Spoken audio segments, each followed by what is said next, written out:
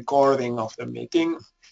So thank you very much. Today this is lesson 28, okay, on the geography class, and we are going to be talking about one of the main functions of government. All right.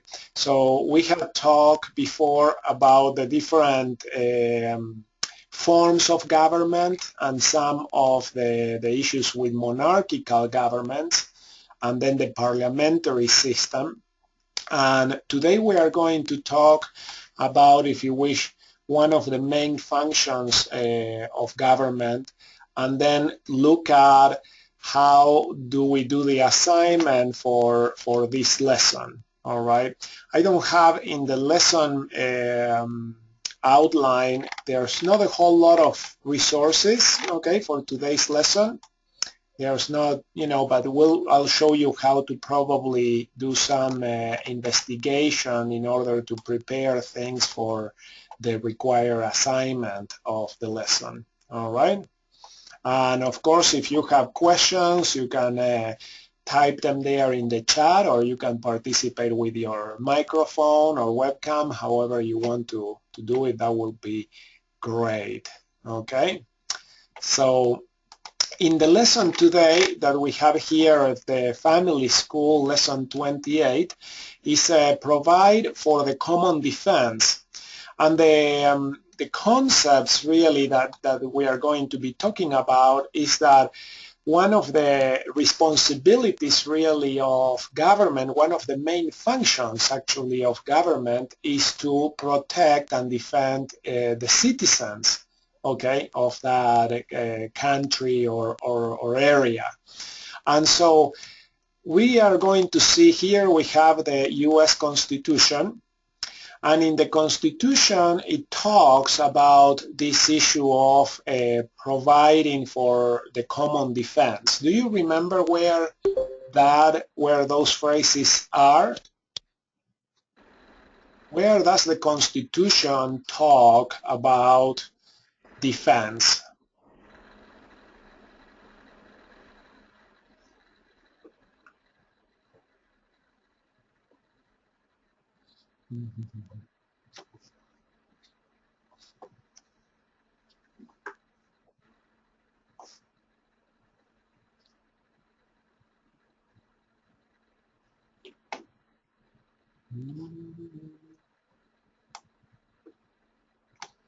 Any ideas of where does the Constitution talk about defense?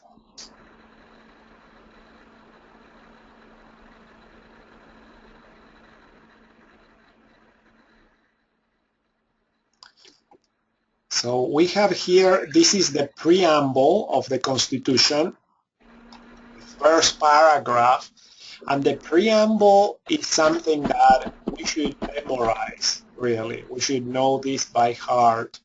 And it tells us basically the purpose, the main purpose of why the founding fathers wrote and created a constitution.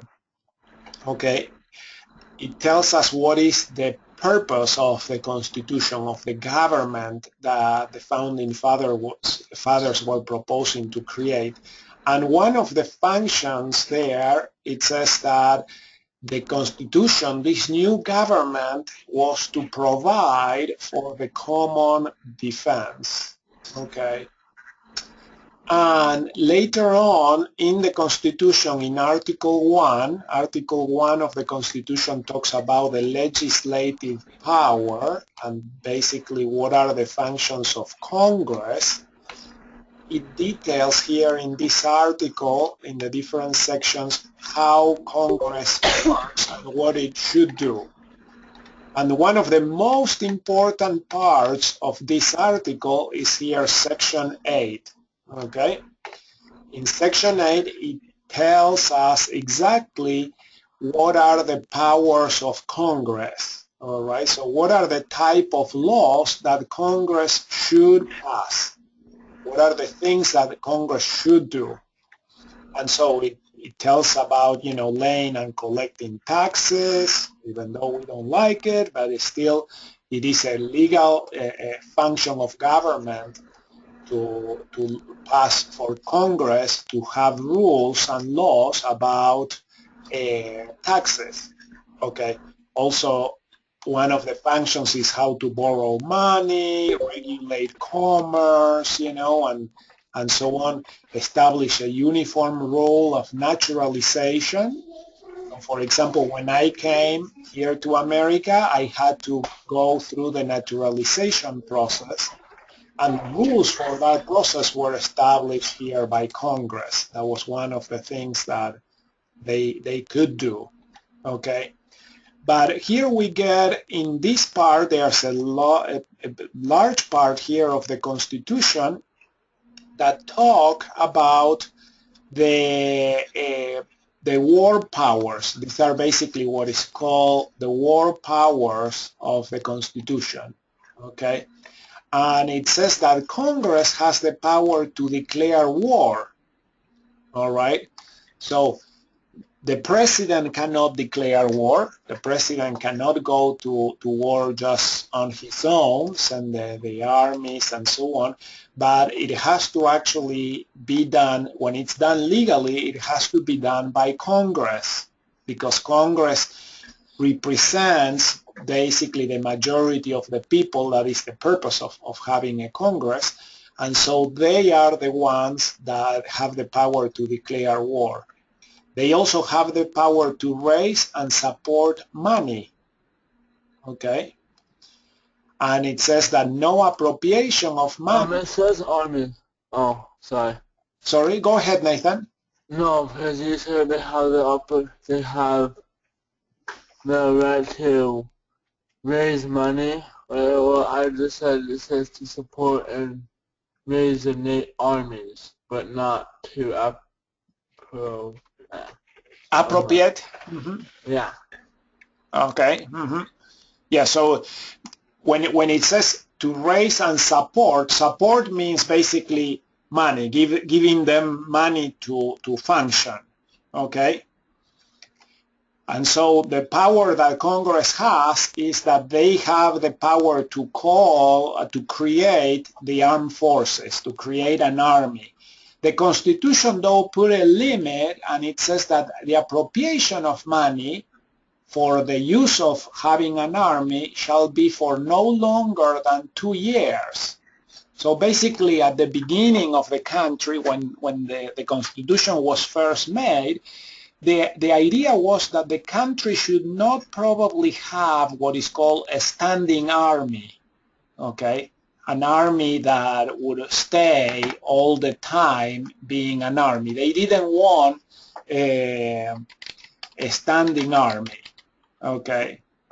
So the reason why was, in England there was a problem in the past. So if you study the history of England, which is basically our mother country, you have that during most of the time of the history of England, the king would want to go to war, okay, and at one point, really at the point where the Magna Carta was signed and so on, the British law basically said, we are not going to have the king being able to declare war. Okay, so if the king declares war, but the parliament is the one that has to give the money to raise the armies. Okay, and so the king could declare war, but the king didn't have money to pay the soldiers. Only parliament had the power to raise taxes and to gather money for the purpose of supporting the armies and paying the soldiers. Okay, and so that is how in England they control the power of the king.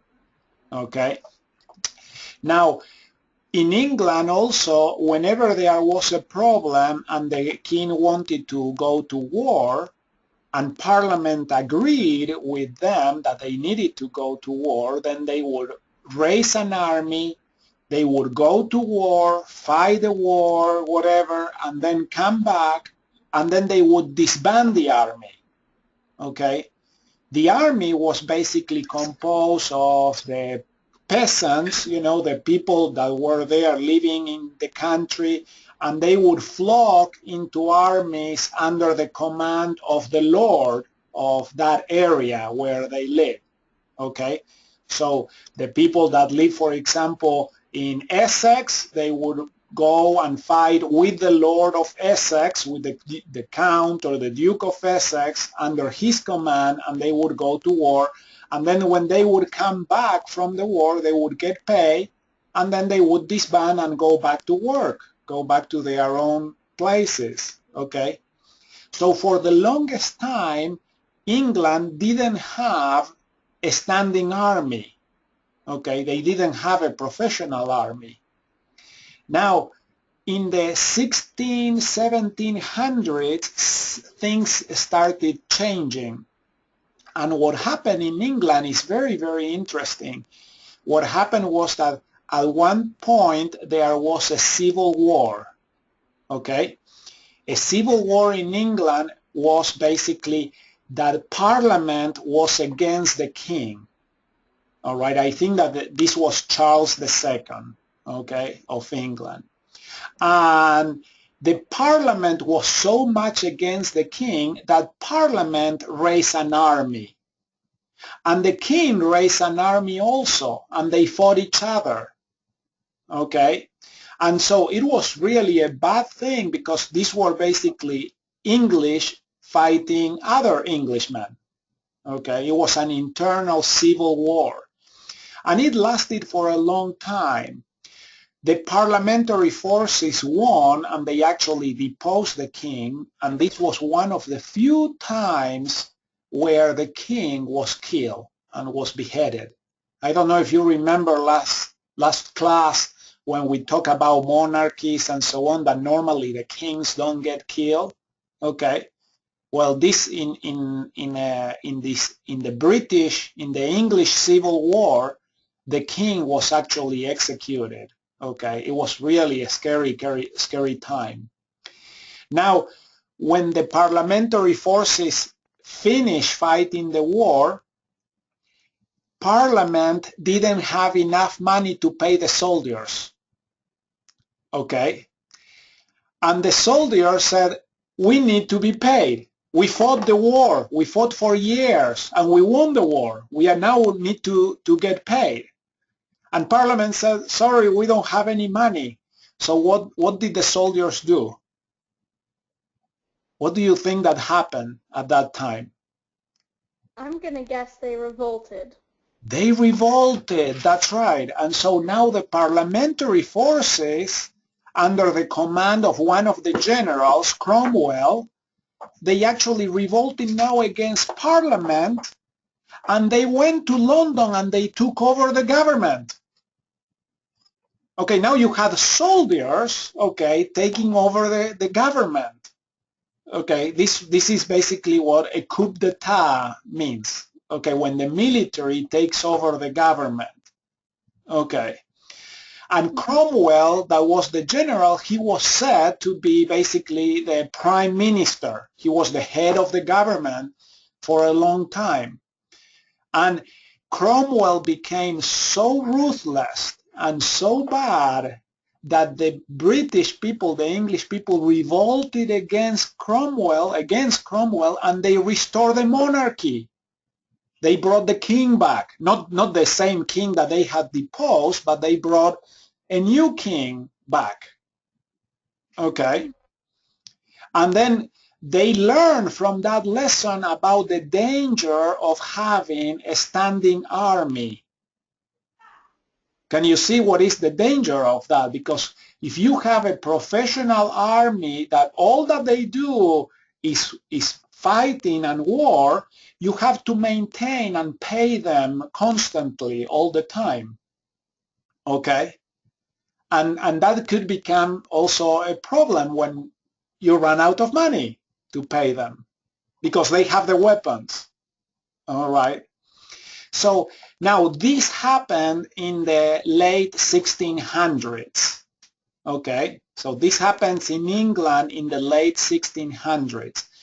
This is the time while England was fighting this civil war, the colonies in America, okay, Jamestown, Virginia, Massachusetts, all the American colonies were basically by themselves, okay? That is the time when the American colonies learn to be independent. Okay, the English government was such a mess, and they were fighting the Civil War so much and everything in England, they didn't have time or resources or anything to do anything with the American colonies. They were an afterthought. And so during all this time, the Americans learned to be self-governed. Okay. So what was a really bad experience for England was actually a great blessing for America, because the American colonies basically learned that they could govern themselves. They still had, congresses, they had communities, they were able to pass laws, they were able to protect themselves, and so on. They were basically doing everything on their own without having to do anything back with England. They didn't need England, okay?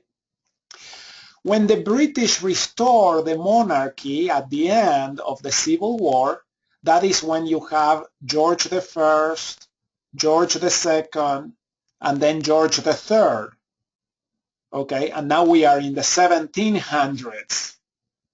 And now there was basically peace at home, and so the British turned their attention back to the colonies, and they started imposing their rules and their, taxes and so on the colonies. The colonies said, why are you doing this? We don't need you. We have been fine for decades without any involvement from England. Why do we have to pay taxes to you? What good are you for us? Okay, and the British said, no, we will protect your commerce. Okay, we will protect you with the armies and the navies and everything. So you need to pay us taxes, and that was one of the reasons why the Revolutionary War started. Okay, so eventually England developed, because they had they started creating an empire. Really, they started expanding worldwide. They started having colonies in America, in Africa, in Asia, in India, and so on. They realized that in order to protect the empire, they needed a standing army and a standing navy. Okay, they were so often, so frequently at war with Spain and France that they developed a professional army and navy.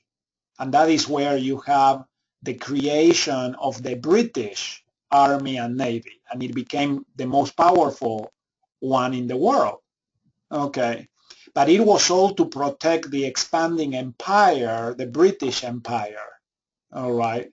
So imagine that this was one of the largest empires that the world had ever known, the British Empire, because they had colonies all the way in China, okay, Hong Kong, they had interest in Japan, all right, Australia, New Zealand, all right, all the way to the Americas, all the way to America and Canada, okay, and so on. They were fighting the French, okay, all the time, and so it was a large expanding empire, and so they needed to have a standing army, okay. When the founding fathers created the Constitution, they realized we need Congress, and remember, Congress is kind of the equivalent of what Parliament is in England, okay? And so the same way how in England Parliament had the power to pay the army, okay, not the king, all right? When the founding fathers wrote the Constitution, they gave the power to raise money for the armies, to support the armies, to Congress, not to the president, okay? And so they said, okay, Congress has that power, but if we put money for an army, the Congress has to reauthorize that money every 2 years. Okay, so every new Congress, they have to authorize the expenditure of money for the army. Okay, can you see the wisdom of that? Because you don't want a Congress to say, oh, we are going to create an army and we will maintain them for 20 years. Because they would be passing that burden to, for a long, long time. Okay, and so originally in the Constitution, the founding fathers wanted to say, yeah, if we need an army, we will have an army, but every 2 years we have to reauthorize that. The same with the Navy. So the Constitution says that Congress has the power to provide and maintain a Navy.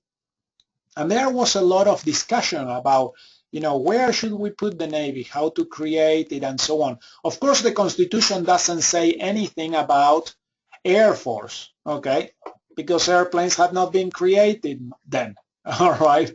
But it is also assumed that this same power is given for Air Force and the other armed forces, all right?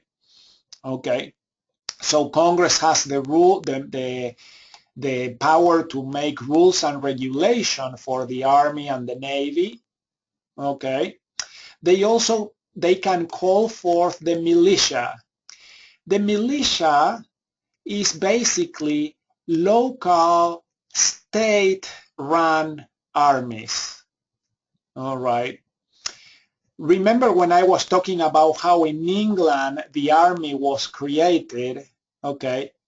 That whenever there was a war, the people of Essex, let's say, they would flock, they would basically get together and they would form an army and they would fight under the command of the Lord, the Duke, of that area.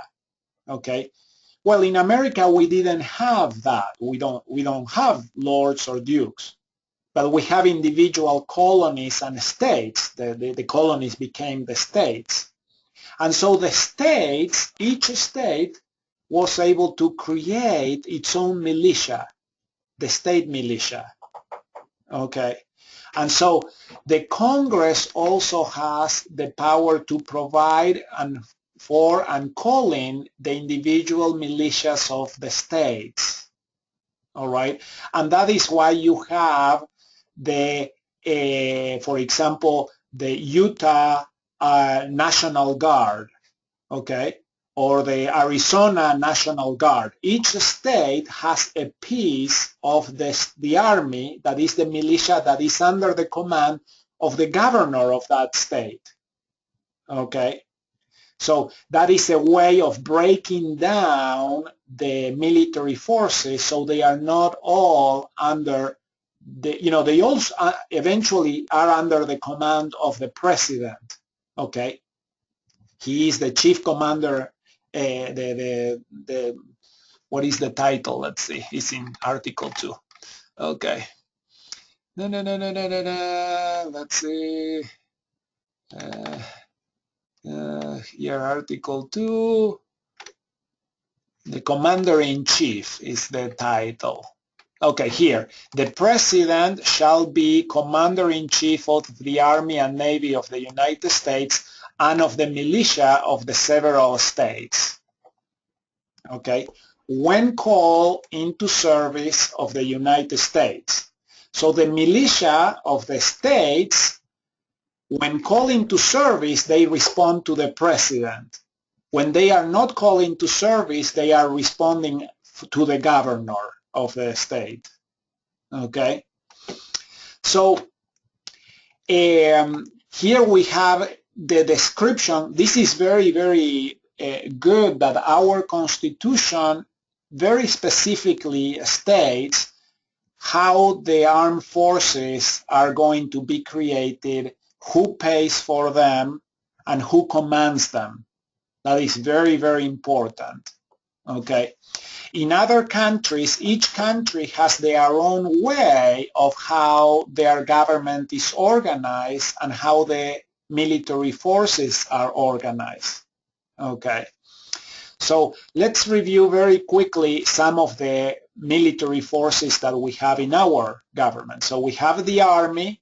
The army, of course, includes all the soldiers, the cavalry that nowadays is also the tanks. Okay, so the horses have been replaced by tanks, but still we have horses in the army. Okay, so we have the army, the air force, that is a more modern branch of the military, the charge of protecting and defending all the air waves. Okay, all the air travel. The Navy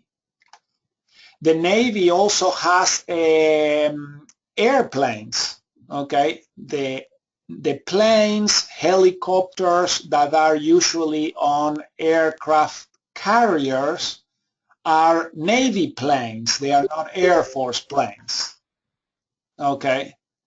So because the planes of the Navy, the primary mission of those planes is to fight the naval wars and to protect the ships around.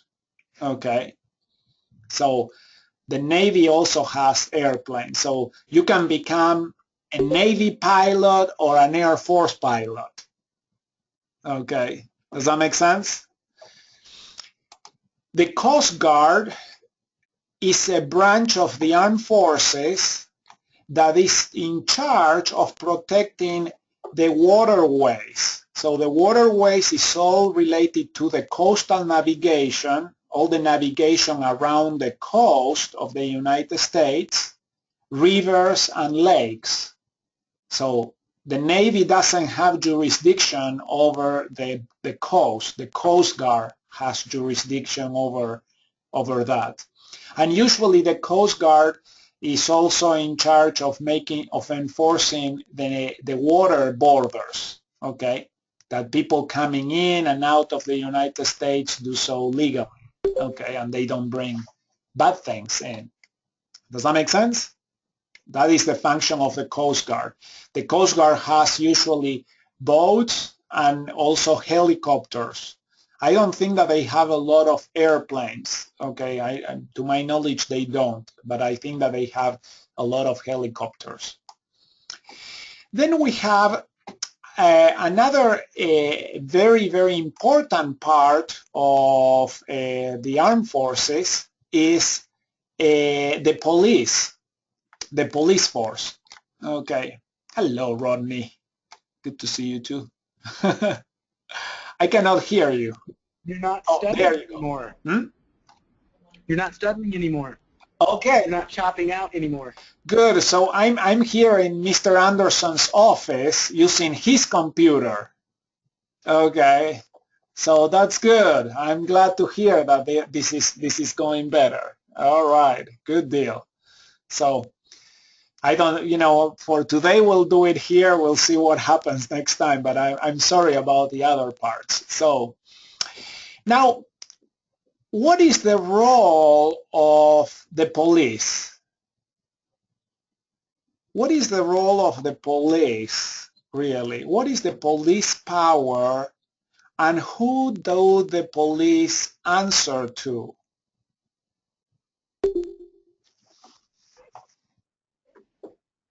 I think that the police is in charge of the people inside of America, the people in specific cities, because police departments usually are a specific city. And I would say they probably, I don't know about where they respond to, but I'm going to go with probably like mayors and people over the county and then to the governor.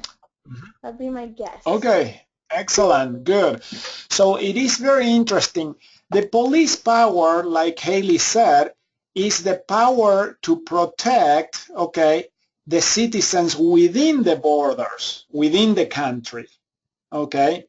Now, the police power is divided into 3 or 4 different levels. All right? So we have at the federal level, at the national level, we have the police that is in charge of investigating federal crimes. So for example, murder is a federal crime. Child trafficking or kidnapping is a federal crime. Okay? Yeah, that's right. So the federal crimes then are policed and investigated by the FBI. So the FBI is the Federal Bureau of Investigations. So whenever there is a federal crime, it is jurisdiction, basically the power to investigate that crime is assumed by the federal police. Okay? And that federal police is the FBI here in America. Okay? Does that make sense? Then you have other crimes that are state crimes. Okay? And the state crimes are usually policed by the state police. There are not that many, all right? But for example, the highway patrol, okay, is the state highway patrol, because the highways usually they go, a long ways through many counties and municipalities and so on. And so, for example, here in Utah, we have the Utah State Highway Patrol. Okay, so whenever there is, a need for traffic violation enforcement and so on, that is a jurisdiction of the state police. Okay, does that make sense, Rodney? Question. So why doesn't the state police just assume all the responsibilities that the federal police have? That is a good question. And the reason for that is that I don't know if it's really in the Constitution, but in the way that the jurisprudence of America has evolved, the federal courts and the Congress passed laws declaring which crimes are federal crimes. Okay?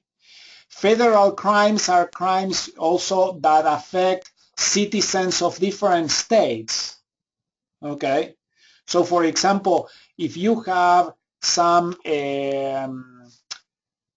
let's say commerce litigation between companies that are in 2 different states, that many times is a federal issue, and so it has to be investigated and resolved in the federal court. Okay? The other reason why the country basically wanted to have these federal crimes was so they would have uniform punishment across the country. Okay.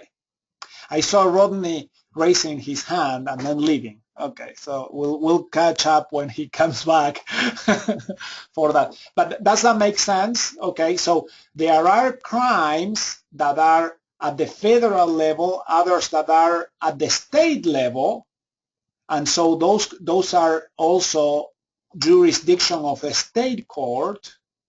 Okay, and then cities or counties, municipalities set up what is called ordinances. They are the local laws of the city. And they also, cities or counties could have a police force, a police department, and they are in charge of enforcing those ordinances and rules. Okay? Yes, Rodney. So if an investigation grows does that mean that the police departments in your cities or states, all the way up to the federal level, does that mean that the responsibility of the case goes to a different police force, right? Mm-hmm. Yep. So the police still has the power to make arrest, okay? You know, because whoever is basically there in the scene of the crime or close by has the power to kind of stop whatever bad thing is happening, okay? That is the main thing that the police is there for, to avoid further injury, okay, to protect, to serve and protect, all right?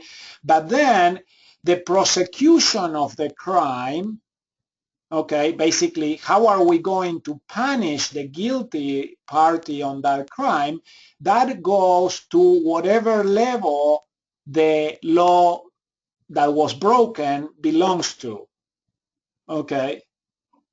So if it's a traffic violation, usually it would go to a city court or a county court, okay? If it's a state crime, it would go to the state court. If it's a federal crime, then it would go to the federal system. All right? Does that make sense? Okay. And most countries have this separation of powers. So the separation of powers, whenever we talk about separation of powers, is not just executive, legislative, and judicial, but it's also federal, state, county, municipal. Okay. Go ahead. So another question, I know I am like questioning you a lot. It's fine. That is. I wish that everyone would ask questions that way. Good. So city police are responsible to the people of the city. Mhm. State police are responsible to the people of the state. Who are the federal police responsible for? To the president. To the Yeah. president. Mm-hmm. To the president. So the FBI basically, you know, the commander of the FBI ultimately is the president.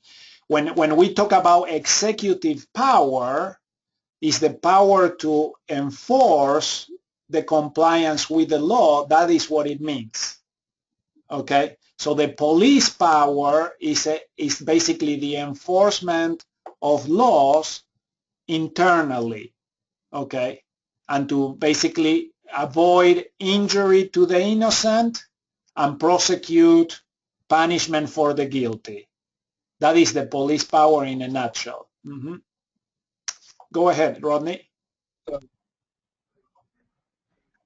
The president basically has his own police force. Well, everything else, the state, communities, and counties, the police are responsible to a group of people or a head of people. Well, so yes and no. Okay, so the state police basically responds to the governor.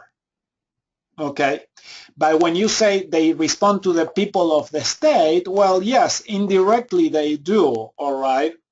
Okay, because we elect them. You know, we elect sheriffs at the local level. But the sheriffs also, they respond to the mayor of the city, you know, or the city council, however the city is organized, or to the county commissioners in the case of county police. Okay. Does that make sense? Yeah, I'm done. Yeah, no, that is great. Great questions. That is very, very interesting.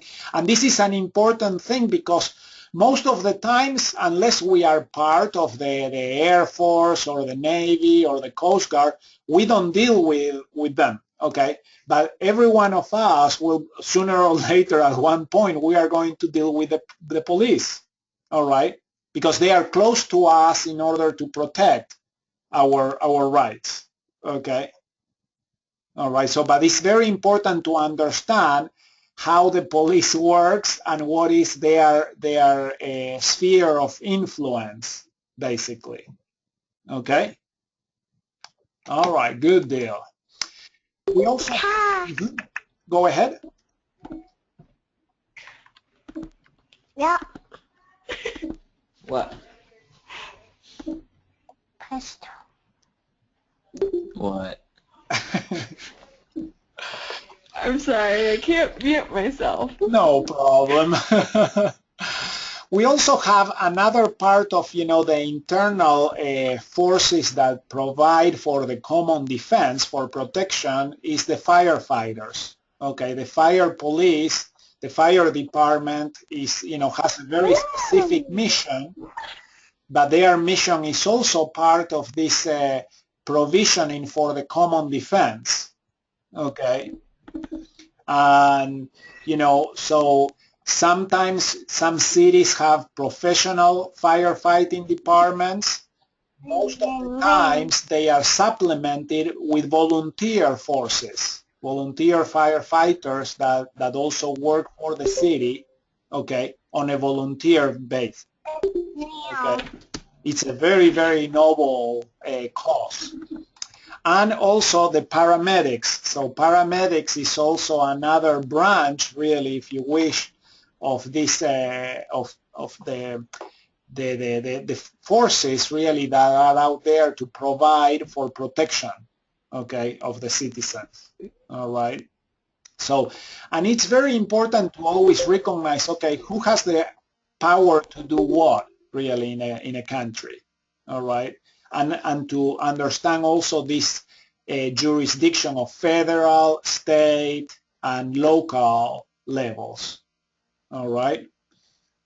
Any questions about those things? Are we okay? Is lunch done, Rodney? Yeah. Good deal. I come straight home from mission prep, and so I don't have time to have lunch. And I'm like, I'm hungry. I need to eat something. So That's fine. I totally understand and support it. thank you. Good deal. All right. So now, what happens at the family level? How are these powers, okay, set up at the family level? I have here, and I have in the lesson the link to this talk. It's in the Ensign of October 2005, Strengthening the Family as Equal Partners. And there's one part here, let's see, I think that here, this paragraph. Okay. All right. Haley, could you read this paragraph for me?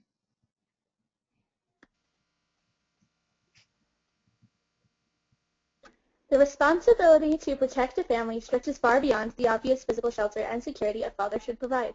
President Howard W. Hunter taught, "A righteous father protects his children with his time and presence in their social, educational, and spiritual activities and responsibilities. Fathers can protect their children by teaching them to make wise choices regarding the media they choose and the friends they spend time with." Okay. All right. So in a family, so in every organization, really, you have this natural division of powers, okay? You still have an executive power, a legislative power, and a judicial power. How is this, do these powers happen in a family? Let's think about it. For example, in your family, how do rules get set up? That would be the legislative power. Right. Mom and Dad come forward and tell us the rule. They tell you the rule. Okay. What could be, that is a very, common way. Okay. They decide, mom and dad tell the rules. Okay. They set up the rules. All right. Sometimes I have seen families where the parents call a family council, okay, and they discuss the setting up of rules together, but usually, ultimately, at some point, someone has to decide, okay, this is going to be a family rule. This is how we are going to do it. Okay. Yeah, it's more like a king and queen relationship, Yeah. I think, of the family. Uh-huh. Yeah. Mm-hmm. And that is what is called the patriarchal order. Okay. So it's not a complete democracy. Okay. It's not a majority rule. All right. Because that's not a good idea. No, it wouldn't be Three a of the good idea, okay, because the majority in many cases would be the kids. All the kids would be in favor of that. I could just see it now. There's a 5-year-old, a 3-year-old, and a 2-year-old. And mom and dad, they say, we want ice cream, and mom and dad say no. Yeah, ice cream for dinner every day. That's the rule. No, I don't think that would work. Okay. So in a family, we have what is called the patriarchal order that would be basically like a benign monarchy. Okay. You know? A very nice, Yes. very kind monarch. Now, how is the executive power done in a family? What would be the equivalent of the executive power? Remember, the executive is the enforcement of the laws. What would be the executive power in a family? Most of the time, it's you. Most of the time, it is probably you, Pablo, that does the enforcing. You broke a rule, so time for punishment. That's right, yeah. And you see, if you set up as a family a rule and there's no enforcement of the rule, what would the rule be good for? It's for show. Yeah, it's for sure. It wouldn't do anything. Okay. So of necessity, you see that whenever there is a law or a rule, there has to be an enforcement. Okay. And then there has to also be some sort of judicial power, which basically, again, protects the innocent and punishes the guilty. Okay. What was that, Haley?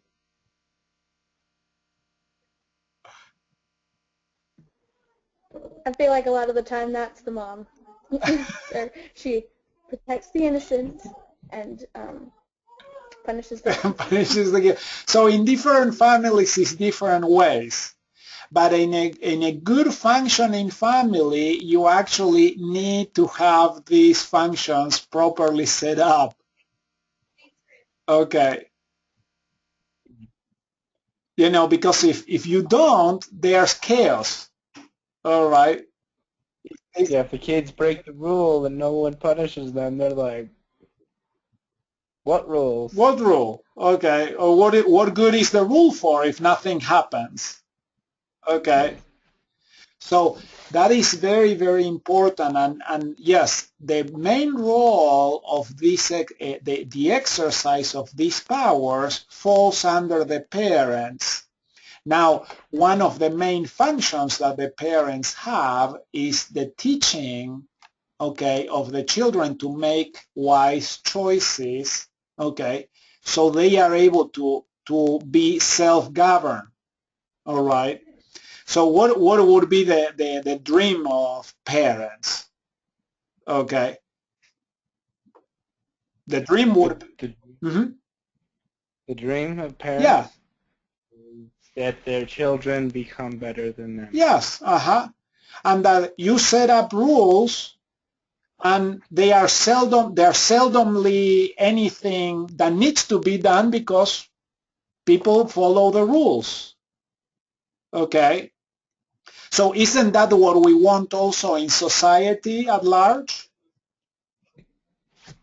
All right, let's suppose that the rule is not to, you cannot rob, you cannot commit thievery. Okay. Can't kill. No killing. No killing. All right, so that's the rule. What is the best society?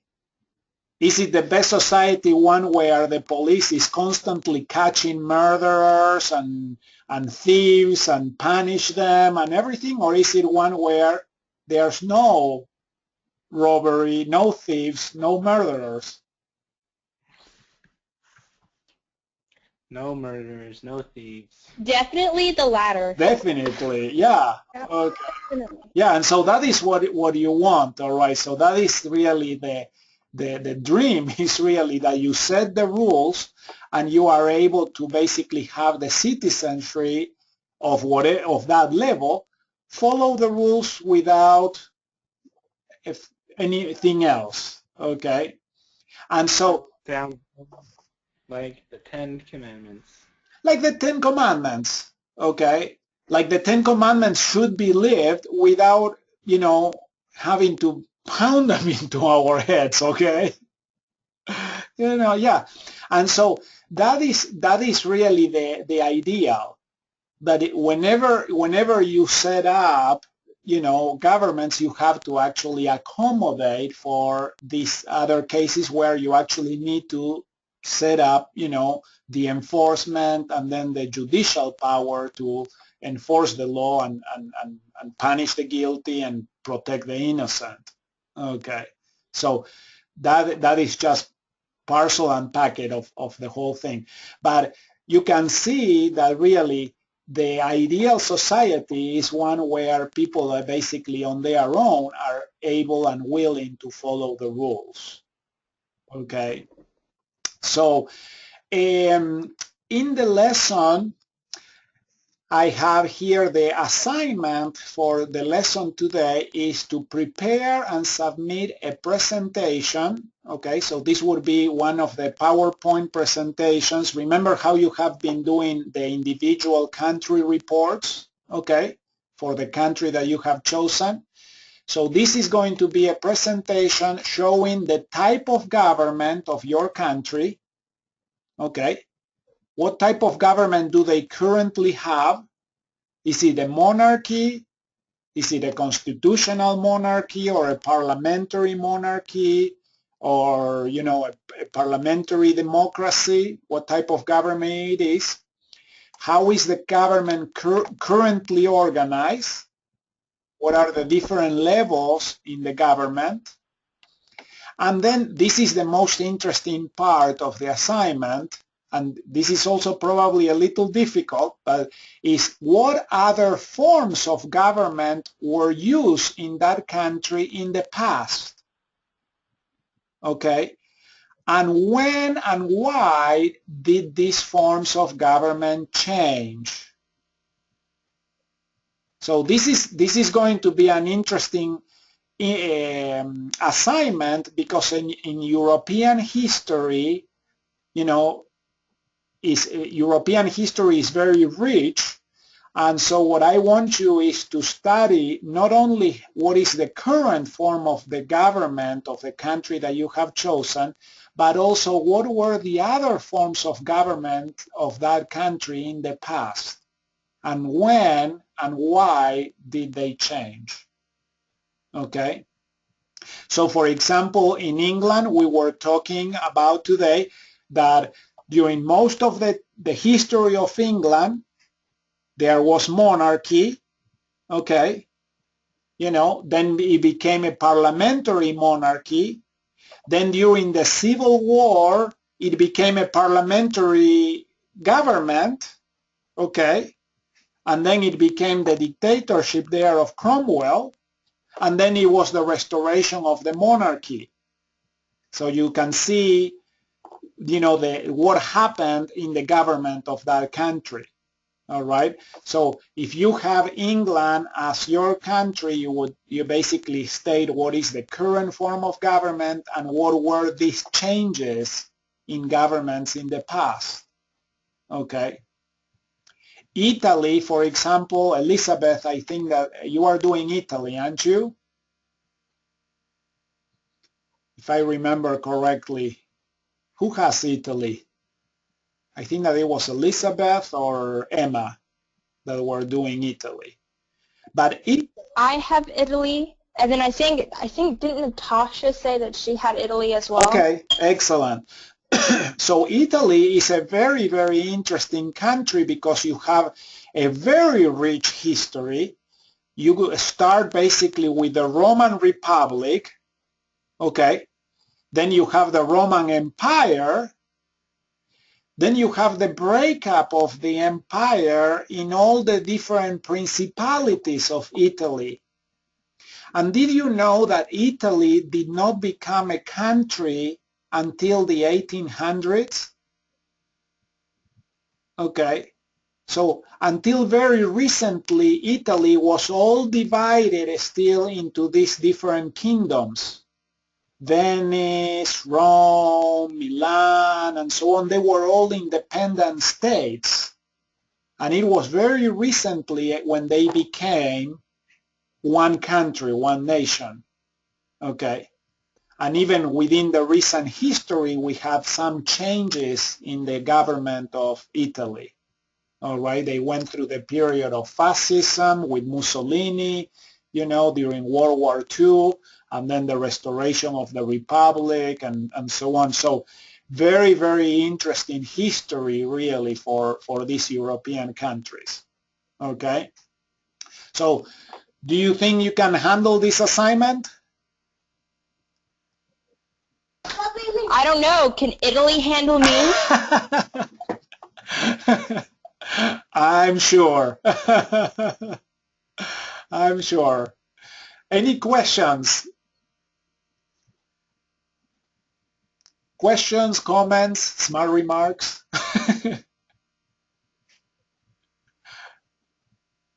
Okay. Do you also want to include like the military and all that stuff in there? So that would How that's be organized? that I put it as the optional activity. Okay. If you want to do some research on what are the armed forces of your individual country. Okay, so you can add that to the presentation optionally if you want to. All right. It is also interesting to see how the history of some of the armed forces of the different countries. Okay. So you can do that optionally if you want. All right. So in the history, for example, of England, of the armed forces, the warfare really of England is quite fascinating, really. Winston Churchill wrote a history of England, 4 volumes of that. I have 3 of those, and I was able to read that not too long ago, a couple of years ago, and it's really, really good. Finally, now I got the 4th volume of that is the recent history. But he did an amazing job really at describing the history of England. And the interesting thing really is that we can learn a lot of things from that history for our days. Okay. So It's a time you're actually grateful that your country actually wrote down stuff. that is actually very true, because you have that even nowadays, England doesn't have a written constitution. Okay. So English law and the English form of government is really governed not by a single document, but by the jurisprudence, the accumulation of laws and knowledge and the processes of how things have been done for hundreds of years. But there's not a constitution in England. Okay. And many countries don't have one written. The first one really to have a constitution written like this is America. And so all the other countries that have a constitutional form of government, they were based and inspired from the American Constitution. Very, very, very important point that you made. Yeah. I'm not surprised. America is such a trendsetter. It is really the case. I really think that it was the blessings of God. Okay, so God needed a place for the restoration of the gospel. And so it could not have happened really, literally the restoration could have not have happened anywhere else in the world without the protection of a specific form of government that was created here in America. When I was young, many times I wonder why did the church get restored in America instead of, let's say, in Argentina? Why didn't Moroni bury the plates in Argentina or in Mexico? Okay. Well, big part was because the preparation of the people, the type of people that migrated, to the colonies in Argentina were different than the people that migrated to the colonies here in America. And you can see the hand of God in all of those things, the formation of the government and setting the trends really of liberty and freedom in order for the gospel to be restored and then preached to all the world. Have you ever noticed that even though the gospel was restored in America, the most free country really, that protects the most liberties, protects your religious beliefs, that the gospel is still persecuted really bad, Yeah. horribly. And I wonder how bad it would have been if it was restored anywhere else. Yeah. And if it was this bad, if in supposedly a religious haven, basically, how bad would it be in other places? It wouldn't have had a chance. In Argentina, it would have not had even a chance of surviving. Wow. So very, very important, really. Very, very different. So you can see that. And it's like I was about to say, it's like times like those where you're grateful for the changes that have been made to those countries, and how some of their new leaders or past leaders have opened themselves up to allowing the gospel to be shared. So it's just kind of really cool to see how that progresses. Yes, indeed. And my view really is that freedom and prosperity are blessings in order really for the preaching of the gospel, the restoration and the preaching of the gospel. Okay. But the time that we lose that righteousness, if you wish, okay, as a nation, collectively as a nation, and start rejecting the gospel, then freedom and prosperity are going to go away really fast. Whichever nation does that. Okay. So we have to be, really the protection of the freedom and the prosperity of our nation is on our shoulders in that sense. That's how I feel.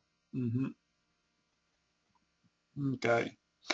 So let's conclude the class. Okay, I really enjoyed this class. I hope that it was helpful in order to understand the roles of government and the roles here of the armed forces and how they are created. I think that one of the most important concepts also that we discussed today is this issue of how the colonies, the American colonies, were able to be learn how to be independent, learn how to govern themselves during the period of the English Civil War.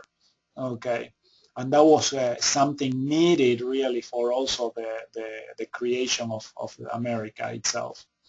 So let's finish with a prayer. Sabrina, would you like to offer a prayer for us? That be okay? Sure, I will. Thank you. Dear Heavenly Father, thank you for this day, and thank you for the opportunity to gather together as a class and to learn more about government. And please bless us that we will be able to apply it to our lives. And we say these things in the name of Jesus Christ. Amen. Amen. Thank you very, very much.